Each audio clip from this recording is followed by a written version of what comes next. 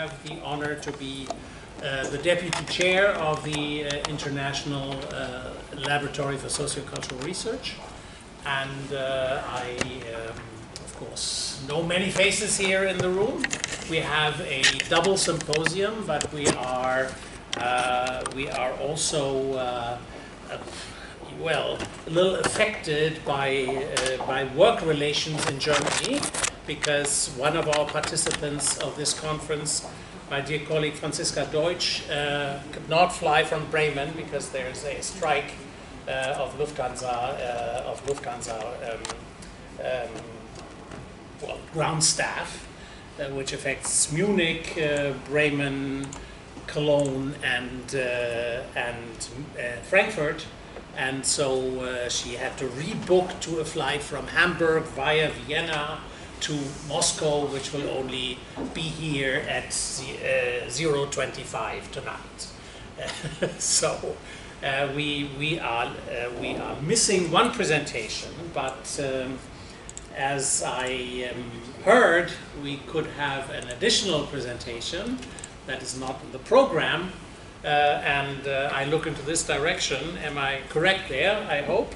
And this is by Lucine Grigorian, who is also a connecting element between Jacobs University and the abbreviation is not really in my mind. The ILSCR. Now I got it. Because she came to Jacobs University, to BIGS, to the Bremen International Graduate School of Social Sciences, after having had her prior degree here at the Institute. Okay, so enough words from me as the moderator of this session. We have not 100% made up our mind how we are gonna schedule these presentations, because as I just heard from Lucy, it might be the case that Chris Welser will be appearing for the second session, so this means that we should not collapse all the sessions into one, which we would otherwise maybe have done, but if he does appear, of course, we shouldn't say, thank you, Chris, we're over already. So I would now say, okay, I might then start with the first presentation, which is of course a collaborative presentation, as many psychology presentations nowadays are. And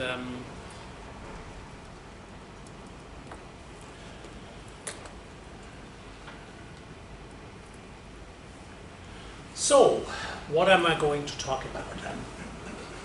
The usual long title that I seem to love, and also my colleagues here seem to love, Values of Ethnic Russians and the Indigenous Population in North Caucasus Republics of the Russian Federation, a three-generation comparison.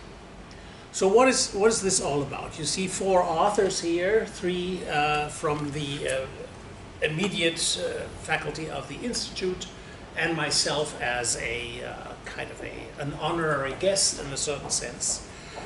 We have turned to data that have been collected by members of the Institute, and I will of course inform you in more detail what this is all about. Many of you know that, of course. And if you hear values, I should then say that we're working here with Schwartz values. And this is then at the center, and I would say this is, well, not exploratory in a sense that we don't know what things are all about, but exploratory in the sense that we have an unusual situation, an unusual population that makes the comparison so interesting that we have to offer. So what's the structure of the presentation? The structure is that I will briefly, from my outsider view, portray the new historic situation of people living in the North Caucasus as part of the Russian Federation, no longer as part of the Soviet Union. And this, of course, created some unusual well, I would even call it migration context, in the sense that people haven't moved a single suitcase, but they have moved from one social context to the next social context. There is an anecdote about a former place where I went to had a position, namely in East Germany at the University of Chemnitz, and there was a saying there. Well, around the political turnabout, they said, well, I have moved 3 times last year. First of all, I've moved from Karl-Marx-Stadt, that's the name during the GDR era, to Chemnitz. I have moved from the GDR to the Federal Republic, but I've also moved from Friedrich Engels Allee to Königsallee, which means from a street. The street was also renamed. So political changes, this is a bit stupidish anecdote, but political contexts can change, and people are in a situation that makes them, in a certain sense, migrants, but they have not moved physically, but they have moved in the sense that their status of an individual has become a very different one. So this is part of what this study is all about. Because in the federal constitutional order of the Russian Federation, ethnic Russians are now a diaspora minority. That's what the literature calls these people, that are living somewhere outside their typical area of residence, and they're now living in a context that makes them a minority.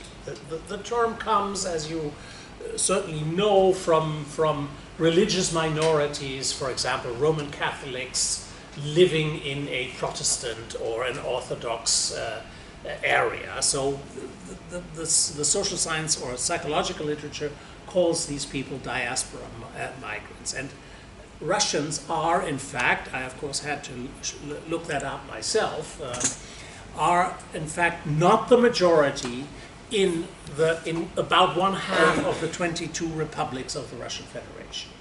So there they are, sometimes the largest minority, but they're not the majority in 11, I think, of the 22 republics. And in the North Caucasus republics, in the 7 republics of the North Caucasus, ethnic Russians are in each and every one a minority. There's something peculiar in the Russian order, because there's also something that is called a federal region. A federal region, you can test me whether I learn my things correctly. The federal regions are not in the Constitution, they are administrative units that have been established, and there are 8 of them. And the North Caucasus Federal Region is the only one where Russians are ethnically a minority. So why have I tried to learn this, hopefully correctly? Because I want to convey to you that this is really a special group.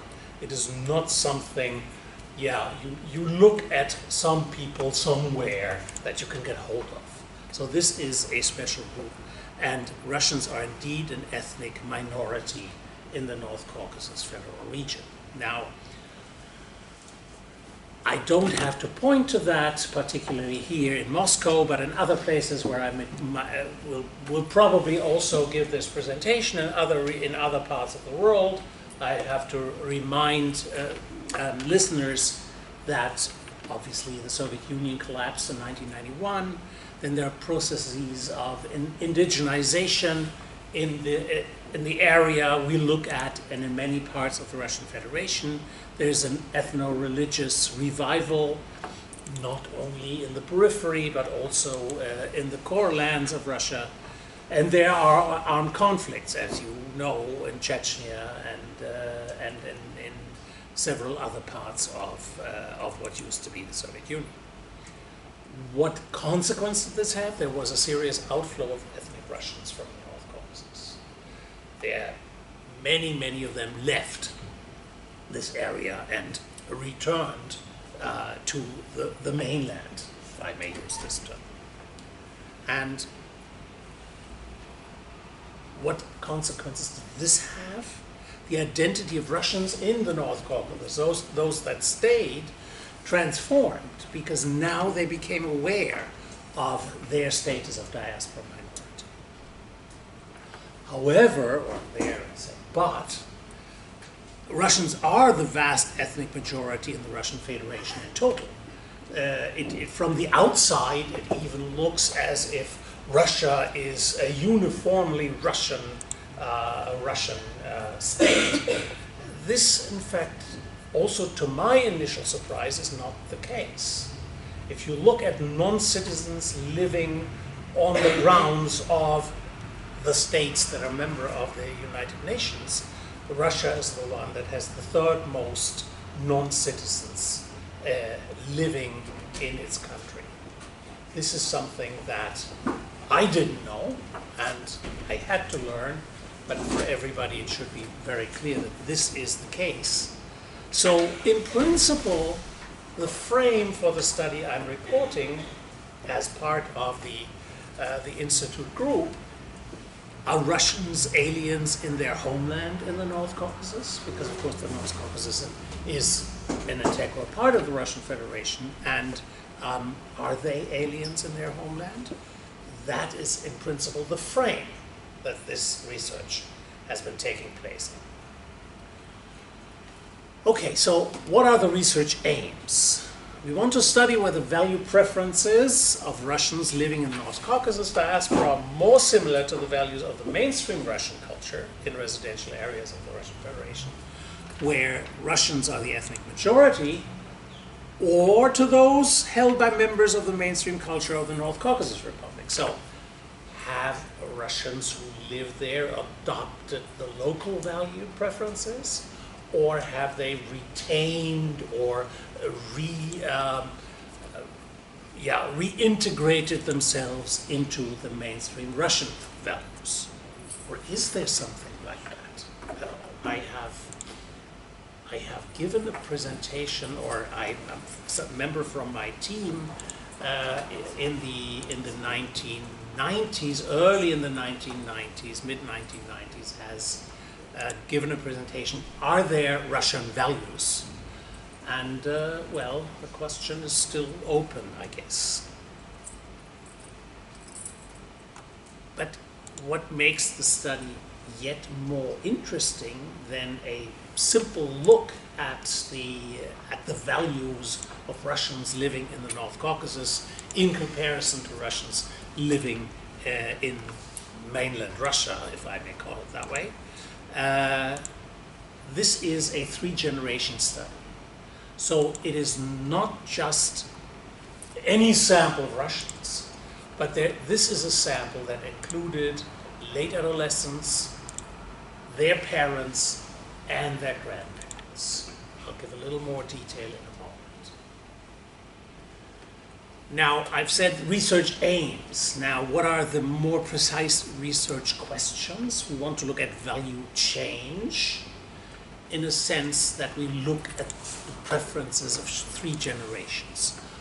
What are the intergenerational differences in value preferences of grandparents, parents, and offspring of ethnic Russian minorities in the North Caucasus Republics in comparison to Russians in Central Russia, and in comparison to members of the dominant ethnic groups in these republics? Value change. Do we have different levels of preferences that grandparents, parents, and children, late adolescents hold? That's the one research question. The second, is there value transmission? Of course, we all know that value transmission could rightfully only be tested if you had a longitudinal study. If you followed people, say, for 18 years. This has very, very, very, very rarely been done. There is a study by Melvin Cohn who followed Polish and American people, or a sample, 18 years after. But it's very rare that you have studies of offspring and parents followed longitudinally. So when I speak of transmission, or we speak of transmission, this means we want to check how highly correlated are the value preferences of the three generations. We cannot prove with a survey study, a one-time survey study, that it was indeed given from the grandparents to the parents to the offspring. But nevertheless, it is common in current research on value transmission to take the intergenerational correlations as evidence for transmission. I think it's a well-accepted approach in transmission research. What is this study all about? I already gave some information, and of course, many of you know that.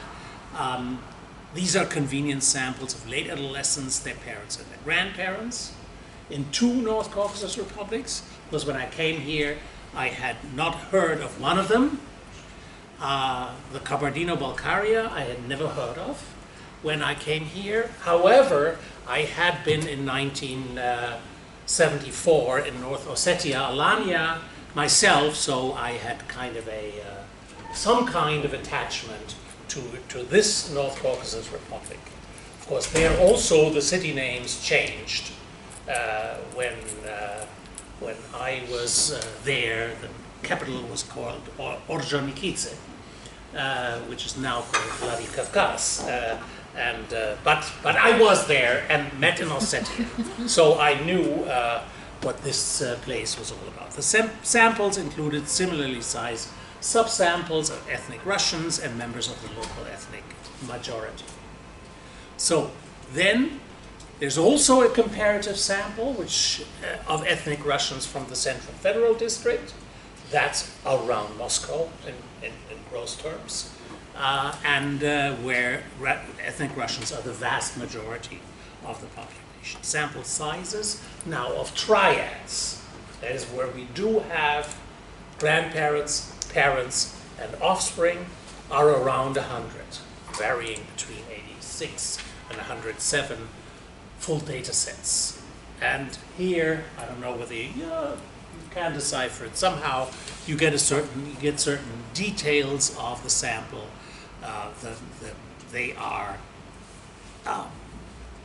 mostly female, as we often have it in these studies, not only because when we access convenience samples, we get females easier to participate, that's not the point, but also if you ask parents and grandparents, you very often get the mothers and the grandmothers and not so easily the fathers.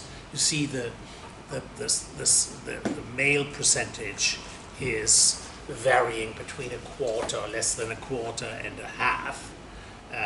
And ages are also, well, typical for these. We have in their late adolescence between 16 and a half and 18 and a half, and parents and grandparents are in their high 60s, the grandparents are in their high 60s, early 70s. How do we measure values? Now, if you measure values, you will very frequently come across this tenfold. I once teased Shalom by saying the Schwartz Decalogue, which is of course not what he likes to hear, because Decalogue is from a Christian tradition, and he's of course a Jew, and so he didn't like that word. But we're not at the Schwartz Decalogue anymore. In 2012, Shalom and colleagues said, no, it is more fine-grained than originally proposed. Shalom had always said that how many cuts you do in the pie is arbitrary. If you have good theoretical or conceptual considerations, you can do more. And in 2012, he decided to do more. However, there's at least one constant in the carving up, so carving is probably not the right word, but in the carving up of the pie, because there are still 4 higher order values, namely self-transcendence, which includes benevolence, universalism, and then there's openness to change, which includes self-direction, stimulation, and hedonism. There's self-enhancement, achievement, and power. There are new values there in between that are integrated. And then there's conservation. Now these higher order values are in our focus, in spite of the fact that the study utilized the new 57 item PVQR, as the jargon calls that, the revised portrait value questionnaire. The portrait value questionnaire is from 2001 or 2002 originally, and it has been revised in line with the new theory. It has 57 short verbal portraits that describe a person's goals and wishes, and every value has 3 single items. These can be collapsed into the higher order values. That's what we did. And respondents, for example, had to say how much is a person like you. So unlike in the old Schwartz value survey, it is not the case that you rate values themselves, like how highly do you value freedom, or how highly do you value whatever. That is not the type you do anymore, but now it is persons, individuals are described, and you are supposed to rate how much that person is like you. We constructed kind of super scales of for openness to change, self-enhancement, conservation, and the status quo, and self-transcendence. Just to briefly bring you back to this means that openness values are I want to do what I want and want to have fun with it. This is an openness values. Conservation values are the values that in essence say, I want everything to stay as it was. And self-transcendence values are those where you engage for higher goods like freedom, or you also help people. This is important for you. And self-enhancement are values where you want to push through your own interests, just in very everyday language terms. Now, what do I present here to you? I present in principle means, I said the study at the moment is very is exploratory in a certain sense. We have, as you see here, typically the same ranking of the preferences of the 4 higher order values. Self-enhancement values are always lowest. Before that come openness values. Then we have conservation values and self-transcendence values higher up, sometimes in this and sometimes in that order. And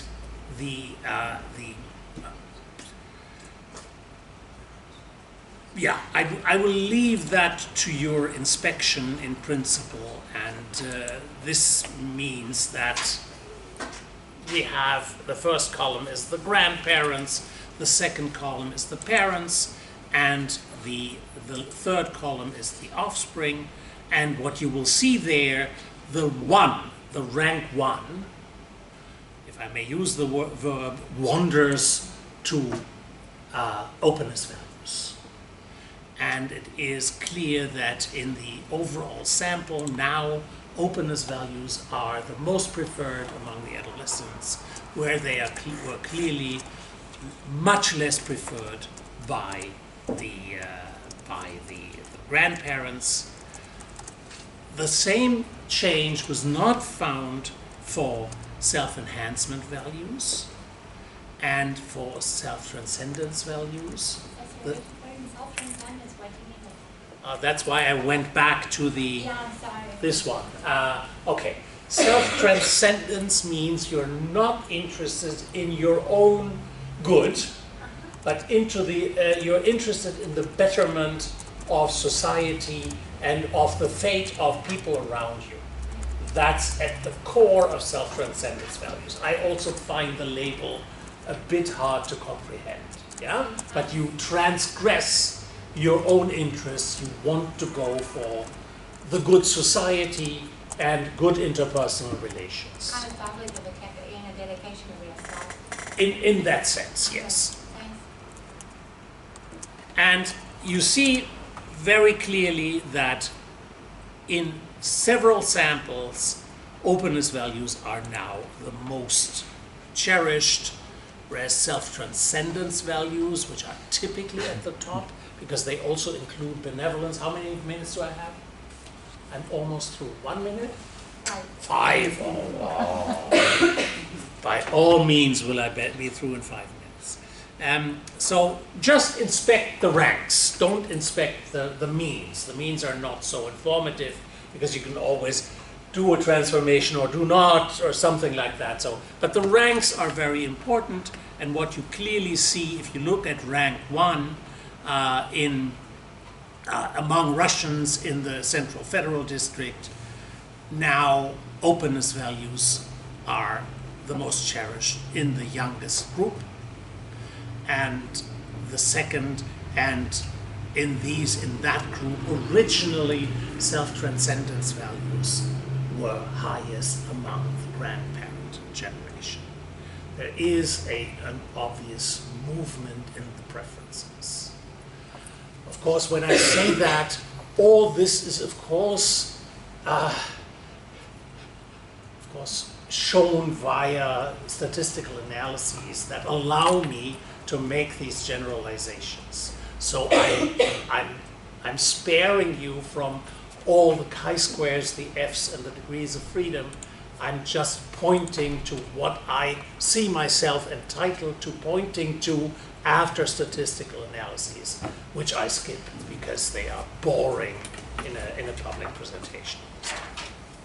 Okay, you see similar trends, not in all samples, but in several of the samples. Openness values become more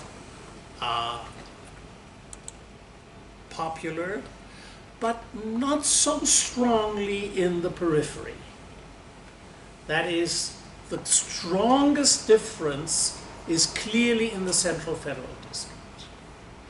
Also, and I think we're mostly psychologists, but this is a sociological or a finding that can be interpreted within sociology. If you say that in the Central Federal District, modernization tendencies are very strong if you look at the Russian Federation, then of course you see that in these data, because intergenerational mean differences are by far strongest in the Central Federal District, way stronger than among Russians in the periphery or the ethnic majorities in the periphery. And I'm using periphery instead of North Caucasus because I think it is generalizable to the core and the periphery in several other contexts as well. So in substantive terms, the results suggest that there is a ubiquitous trend towards higher preferences for openness values among younger as compared to older people. However, the strength of this trend differs noticeably between generations and regions. It is clearly strongest in the Central Federal District and tends to be stronger everywhere when comparing parents and offspring than when comparing grandparents and parents. So the youngest generation is farther away from their parents than the parents are from the grandparent generation. The age difference is the same. But these are then different cohorts. They have grown up at different times of history. So the difference between the grandparents and the parents is always somewhat smaller than the difference between parents and current offspring, late adolescents. There's also a clear downward trend in the popularity of conservation values across generations. The strength of this trend also differs between regions and generations. overall here, regional differences are negligible. They may sometimes be marginally significant, but they're not as strong as with openness values. You remember that in the Schwartz circumplex, openness values are on the other side of conservation values. This nevertheless allows conservation values to be not just flip-flop reflections of openness values. For self-enhancement, there's no linear upward or downward trend, as was the case for openness values. Among Harvardians and Balkar families, the parent generation exhibited lower self-enhancement preferences than did the other two generations. The overall impression is that self-serving mentalities expressed in preferences for self-enhancement values, that's elbowing values, power values, achievement also at other people's expense values, they are on the rise, but strongly so in the Central Federal District. So the regime change, the cultural movement by changed political circumstances is strongly noticeable in the Central Federal District, not so much in the periphery. And at the same time, Kabardian and Balkar families, there the parent generation also exhibited the highest self-transcendence values, those that are oriented towards the good of society and one's network of close others. And again, the intergenerational differences are strongest in the Federal District. This was an eye-opener for me, and also, as I have been a wanderer between sociology and psychology, it's very clear that modernization trends seem to be strongest in the Central Federal District. Let me briefly give you a final insight, and I have 2 more minutes, I guess, into correlations. Correlations between grandparents, parents, offspring, and grandparents and offspring. They are mostly significant. They are not minute, but not grand. They are typical for transmission research, for intergenerational correlations. They differ between certain values, but overall these are very typical, and sometimes parent offspring are not significant. So what the current offspring generation expresses as their value preferences is sometimes not related to those of their parents. This, of course, is a bit difficult to decipher again, but what you see here, yes, we also sometimes have a 0.55 in there. Altogether, the grand mean of all these correlations, or the grand median, I should rather say, is 0.20.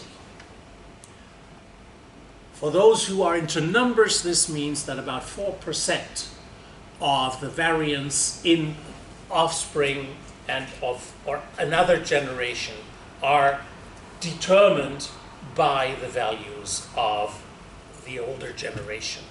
This is something that is not nothing.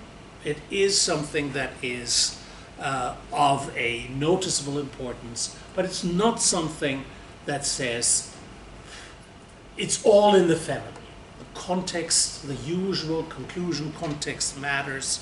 You have again here a few higher correlations, but not ultra-high correlations.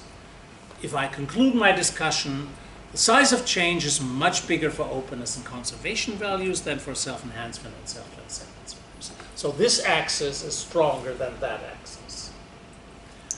If you see my arms on the graph I showed you before. Conservation values and self-transcendence values have lost popularity. Self-enhancement values increase in popularity, and most strongly so in the Central Federal District. But they still rank last among the 4 higher order values. It's not that nowadays people who originally cherished universalism values now cherish elbow values. This is not the case, but elbowing values have become more popular. And from a sociological perspective, I already said that, obviously, change processes are much more pronounced in the Central Federal District, in where modernization has a higher velocity than in the periphery. This is important beyond the mere social psychological findings that I presented. I already said the grand mean of all correlations, intergenerational correlations, is 0.20, meaning that 4% of the variants are explained within the family, and grandparents seem to be more influential than parents with regard to the values of their grandchildren. Okay, what that means, I have no real clue, but at that point I say, thank you for your attention.